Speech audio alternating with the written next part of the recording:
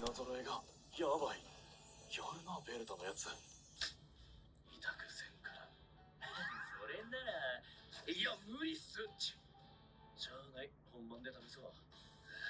そうしてくださいよ。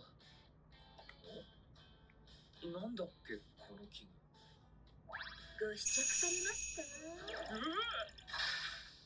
お客様、大変お似合いですよ。俺の黒ってあります？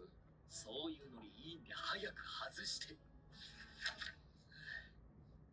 思い出した。さらし台のピロリっすね。忘れるなんて。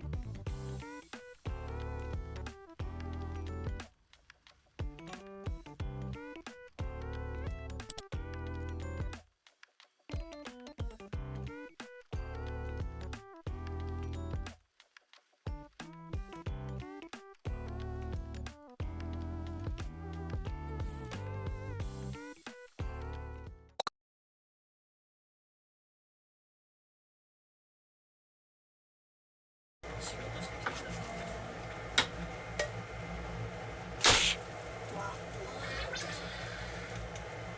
こんなに忙しくなることがあるんです。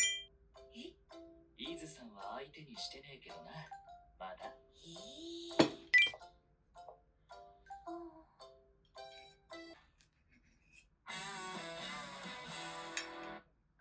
どうも、拷問バイトに勤しむミケです。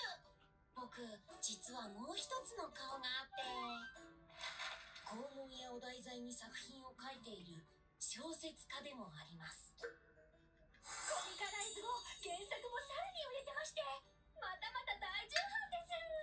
そんな僕の小説がヒット中みたいです。実感湧かないなぁ。実感してくださいよ。もともとはサイコサスペンス調の小説を